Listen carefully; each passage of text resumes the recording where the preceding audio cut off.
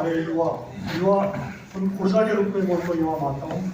वो मुझसे वो बहुत बड़े हमसे, लेकिन जो अशोक निवार जी है हमारे युवा सामाजिक कार्यकर्ता, उन्होंने जो ये प्रोग्राम रखा है युवती परिचय सम्मेलन और साथ में समाज का जो इंट्रोडक्शन है कैसा है, मैं उनका तहे दिल से धन्यवाद करता हूं। जो उन्होंने मुझे समय दिया, मुझे पूरा सम्मान दिया, उसके लिए बहुत बहुत उनका धन्यवाद और आभार व्यक्त करता हूँ।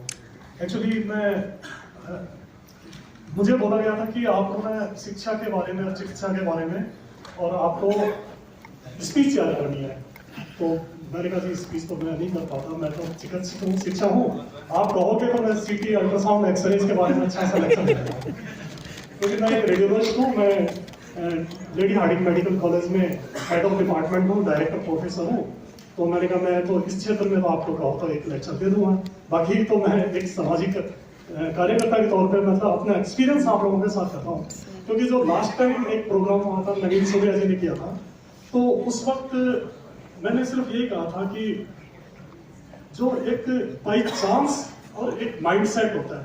बाई चांस में होता है कि परिवार में एक बच्चा इंटेलिजेंट होता है, वो पढ़ लिख कर आगे बढ़ा जाता है, बाकी परिवार पीछे रह जाता है। तो I got this is a by chance, but what is the mindset? Mindset क्या है कि उसमें पूरे परिवार का एक मानसिक लेवल ये होता है कि वो अपने परिवार को शिक्षा की तरफ ले जाता है। तो उसमें एक बच्चा नहीं निकलता, बल्कि पूरे बच्चे निकलते हैं। तो वो माइंडसेट होता है। हमें अपने आप का अपना माइंडसेट बनाना पड़ेगा कि एजुकेशन में हमारे सारे बच्चे आगे निकले। ऐसा नहीं कि एक बच्चा आया, एक चांस करके निकल गया और बाकी परिवार पीछे रह गया, ये नहीं होना चाहिए। क्योंकि इसका एग्जाम्पल मैं खुद हूँ। मेरे पिताजी 2 भाई थे, दोनों बैंक में थे, दोनों रिटायर हो गए, दोनों की डेथ भी हो गई है। और चीफ मैनेजर रहे हैं। मेरे फादर एजीएम थे इसमें, स्टेट बैंक ऑफ इंडिया में। हम 5 भाई हैं, पांचों ही भाई, हम 2 डॉक्टर हैं, 3 इंजीनियर हैं। इसमें से एक रेलवे में, नॉर्दर्न रेलवे में चीफ विजिलेंस ऑफिसर है, और एक मेरा छोटा भाई जो डॉक्टर है वो बालाजी एक्शन में रेडियोलॉजिस्ट है। तो इस तरह से हम 500 भाई हैं। मेरे 3 बच्चे, 3 में से 2 लड़कियां हैं, वो दोनों डॉक्टर हैं। बेटा है उसने एमबीए करके अभी जॉब में किया है, और मेरे 2 भतीजे हैं, दोनों एमबीबीएस कर रही है, एक मौलाना से कर रही है और एक सफदरजंग हॉस्पिटल से। तो मैं ये कर रहा हूँ कि माइंडसेट को लेकर चलो। ये मैंने पिछली बार ये बात की थी, लेकिन आज मैं तो ज्यादा समय दे रहा हूँ सर। तो आज जो मैं बात करने वाला था, पिछली बार वाले से अलग करना चाहता था। मैं ये चाह रहा था कि जैसे एक बच्चा है, वो हमारे, जैसे मैं गांव में था तो मुझे मेरी दादी जी और ये सब ये बताते थे, ये कहते थे कि भवसागर में तो परेशानियां होती है। तो महात्मा बुद्ध ने एक्चुअली भवसागर के लिए कहा गया है कि पहली सांस से अंतिम सांस के बीच में जितनी भी आपकी जिंदगी है वो भवसागर है, और ये भवसागर दुखों से भरा हुआ, कष्टों से भरा हुआ। तो इस भवसागर को पार करने के लिए उन्होंने कहा यदि समस्या है तो उसका निर्माण भी है, उसके समाधान भी है। तो उस समाधान को खोजना ही आपका प्रयास है, जो आपकी प्रोग्रेस है, जिसको आप ये बोलते हो कि हमारी क्या प्रोग्रेस है। प्रोग्रेस को एक्चुअली हम लोग कैसे मानते हैं? पद, पैसा और प्रतिष्ठा। यानी कि हमारे में से कोई भी आदमी या तो पद के लिए प्रोग्रेस कर रहा है, या कोई पैसे के लिए कर रहा है, या प्रतिष्ठा के लिए कर रहा है, या फिर कोई तीनों चीजों के लिए कर रहा है। तो पद, पैसा, प्रतिष्ठा। आज की डेट में यदि मैं यहाँ खड़ा हूँ तो ये मेरा अचीवमेंट नहीं है। What is the achievement and what is the progress? ये अचीवमेंट मेरे पेरेंट्स का है। उन्होंने मेरे लिए खुली आंख से सपना देखा और उस सपने को साकार किया मेरी मेहनत में। मैं एक छोटा सा एग्जांपल देना चाहूंगा, यदि मेरे को समय अलाउ करेगा तो। मैं गांव से बिलोंग करता हूँ, और आप लोगों से काफी लोगों ने देखा होगा कि जब हम किसी शहर में से गुजरते हैं तो किनारे पे एक लोहार होता है। आपने उस लोहार को, मैं कुछ भी काम से जाता हूँ तो उस लोहार को बड़े गौर से देखता हूँ। जैसे 3 चीजें होती है, भगवान, जनरेटर, ऑपरेटर एंड डिस्ट्रॉयर। ये ही जिंदगी है। तो उसी चीज को मैंने वहां फील किया। जब आपने लोहार को देखा तो उसमें आपको सीनियर दिखता है कि जो फादर है वो बैठा हुआ है, उसके पास सिर्फ 250 ग्राम की हथौड़ी है, और उसके सामने बेटा है खड़ा है, उसके हाथ में 5 किलो का हथौड़ा होता है। अब वो क्या होता है कि सबसे इसमें 3 किरदार है, बेटा है, बाप है, और जो लोहा जिसको बनाना है, प्रोग्रेस, पैसा, प्रतिष्ठा, वो है। अब वो क्या करता है कि उस लोहे को गर्म करता है, और जब तक वो लाल नहीं होता तब तक उसको और आदेश नहीं देता। अब होता यह है कि लाल क्या है, तो मैं आपको ये बताना चाह रहा हूँ कि एक बच्चा जो 10 साल की उम्र से लेकर के जब वो 18 साल की उम्र तक आता है, वो उसको आप तपा रहे हो। यही वो पीरियड है जब आप उसकी मॉडल कर सकते हो, उसको आप शेप दे सकते हो। उसके बाद में फिर कहते हो कि बच्चा तो हमारी सुनता नहीं है। आपने 10 साल से लेकर के और 18 साल तक उस बच्चे से बात ही नहीं की इस बारे में। अचानक से कहाँ से आएगा? तो फिर आपको सही टाइमिंग्स का पता होना चाहिए। Parenting is not easy. So parenting ये नहीं है कि बच्चे पैदा हो गए, ठीक है, खा पी के बढ़ के आगे बढ़ गए। बेसिकली पेरेंट की रिस्पॉन्सिबिलिटी होती है कि वो खुद आंखों से सपना देखे कि बच्चे को आखिर करना क्या है, इसके लिए मैं क्या सपना देख रहा हूँ, और वो बच्चा उसके अपनी मेहनत से पूरी करेगा। तो वो जो लाल लोहा है, उसको आपने देखा होगा कि जो लोहार है उसको धीरे से ऐसे टच करता है। बेटे को कुछ नहीं सोचना, उसको अपनी पूरी ताकत के साथ में जहां फादर ने हथौड़ा मारा है वही तेज हथौड़ा मारना है, और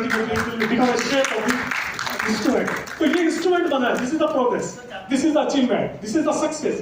तो उस सक्सेस को मैं एक छोटी सी उदाहरण से मैंने आपको ये बात समझाई है कि मेरे को टाइम मिलेगा तो मैं जरूर इस बात को समझाना चाहूंगा। अभी एक्चुअली आजकल के बच्चों में इतना डिस्टेंस हो गया है। एक छोटा सा मोबाइल है मेरे हाथ में, ये इसने पूरी दुनिया को बदल के रख दिया है, हमारी जिंदगियों को भी बदल कर दिया। गरीब से गरीब के आदमी के हाथ में या उनके बच्चों के हाथ में ये स्मार्टफोन जरूर होगा। और ये जैसे पहले क्या था कि किसी जमाने में मसल्स पावर थी, उससे भी पहले ये था कि जिसके पास जितने गाय हैं उतने ही पैसे वाला है। फिर उसके बाद में ये हुआ कि जिसकी ताकत है, जिसके पास जितने भी खेत है, उसको इतनी पावर है। फिर उसके बाद में जिसके पास जितनी फैक्ट्रियां हैं, जितना पैसा है, वो ज्यादा पावरफुल है। अल्टीमेटली आज पावरफुल वो है जिसके पास इंफॉर्मेशन है। TCS कंपनी, इन्फोसिस कंपनी कुछ नहीं करती, सिर्फ इनके पास इंफॉर्मेशन है। और आज power, knowledge is the power. जिसके पास नॉलेज है, इंफॉर्मेशन है, वो ही पावर है, नॉट मनी।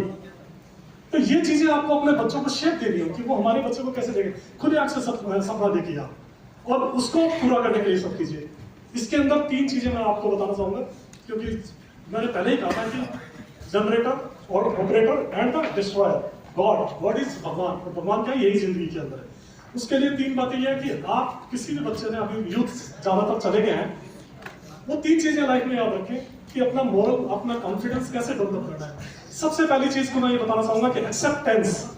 एक्सेप्टेंस क्या होता है? स्वीकार करो, मुझे भगवान ने जैसा बनाया है मुझे स्वीकार है। ये चीज होनी चाहिए। चाहे मेरे में 1000 कमियां हो, चाहे मेरा परिवार गरीब हो, चाहे मेरे रिश्तेदार कैसे भी कमजोर हो, कुछ भी हो, बट एक्सेप्टेंस बहुत जरूरी है। और उसे खुले दिल से स्वीकार करो कि भगवान ने मुझे जैसे भी बनाया है मैं उसे स्वीकार कर रहा हूं। दूसरी चीज, ग्रेटिट्यूड, शुक्राना, शुक्रिया अदा करना। आपको भगवान ने जो भी बनाया उसको आपने एक्सेप्ट किया, लेकिन आपने दिल में मशक रखी कि मैं तो गरीब परिवार में पैदा हो गया, मैं तो इतना मेमोराइजेशन नहीं करता, इतनी ज्यादा इंटेलिजेंट नहीं, पढ़ नहीं सकता। नहीं, don't complain, thank you God, मुझे आपने जैसा पैदा किया, जैसा मुझे बनाया, इसके लिए thank you God. And third is determination. Determination क्या होगा? डिटर्मिनेशन होगा दूरदृष्टि, पक्का इरादा, अनुशासन। ये फिर 3 आ गए हैं। तो दूरदृष्टि क्या है? जैसे मैंने अभी बताया था, खुद आंखों से विजन देखो, जितना बड़ा सा एक्सेप्टेंस सोचो कि मेरे बच्चे को ये बनाना है और बच्चे को क्या करना है, ये खुद आंखों से सपना देखो। उसके बाद में पक्का इरादा, ये तो करना ही है, चाहे कितनी मुश्किलें आ जाए, इसको मैं छोड़ूंगा नहीं, ये तो मुझे करना ही है। दूरदृष्टि, पक्का इरादा एंड अनुशासन, this is the important for your child. अनुशासन में रहना ही आपके बच्चे की तरक्की को करता है। कहते हैं ना, पाँव कूद के पाँव पालने में दिख जाते हैं। आपको जो मैंने पहले बताया था कि लोहा वाली जो बताया था कि 10 साल से लेकर 18 साल तक की उम्र में आपने बच्चे से कम्युनिकेट कर लिया और बच्चे को आपने समझा दिया कि बेटा ये सही है, ये गलत है, ये रास्ता सही है। जैसे महात्मा बुद्ध ने भी ये कहा था कि मैं कोई भगवान नहीं हूँ, मैं मार्गदर्शक हूँ, जिस रास्ते पे चला था वो मुझे मालूम है वो सही रास्ता था, आपको भी इसी रास्ते में चलना चाहिए। तो उसी तरीके से आपको ये बताना पड़ेगा बच्चे को कि बेटा देखो, हम इस रास्ते से चले, समाज में हमारी इज्जत है, हम अच्छी जिंदगी गुजारे, आपको भी ऐसे चलना चाहिए। Communicate, connect to your child, अपने बच्चों से जुड़ाव महसूस करो, उनको कहना मत छोड़ो, मोबाइल के भरोसे मत छोड़ो। ये बहुत इंपॉर्टेंट चीज है जो कि आज के पेरेंट्स इग्नोर कर रहे हैं, वो खुद मोबाइल में लगे रहते हैं अपने बच्चे को भी मोबाइल। तो ये जो अनुशासन का सबसे पहली चीज है कि आप उसको सही डायरेक्शन दो कि ये क्या है। और दूसरा उसका अनुशासन ये होगा कि बेटा आज होली है, दिवाली है, जो भी है, मेरा यही रखा था कि आज दिवाली है, अच्छी बात है, तो पहले तो हम पढ़ाई करेंगे शाम को 4 बजे तक, उसके बाद पूजा होगी, उसके बाद पटाखे बजेंगे। ये नहीं कि आज दिवाली है तो मुझे आज पढ़ना ही नहीं है। No, there is no availability, it's not allowed. आपको आज भी पढ़ना है। आप बाकी दिन आप 8 घंटे देते हैं, 4 घंटे तो आज भी देना पड़ेगा। रेगुलरिटी जरूरी है, अनुशासन। मुझे लगता है कि काफी हो गया है। बोलिए, बहुत अच्छा। थैंक यू सो मच, आपने मुझे सुना और मुझे लगा कि शायद कोई मैं बहुत बढ़िया स्पीच तो नहीं दे पाता, लेकिन मेरी जो अपना एक्सपीरियंस है, जो मैं चाहता था कि अपने बच्चों के लिए करूं, वो आप लोगों से कम्युनिकेट करूं, तो मैं शायद मुझे लगा कि शायद मैं करना चाहिए। नहीं तो मैं सर से बोला था कि सर मेरे को जाना जरूरी है, कुछ कॉल आ रही है मेरी, तो सर ने कहा चले जाइए। मैंने तो उनसे कहा था कि सर बोलना क्या है। थैंक यू सो मच, आपने मुझे सुना। आई थिंक कुछ काम की बातें मेरी हुई होगी, आपको पसंद आएंगी। Thank you so much.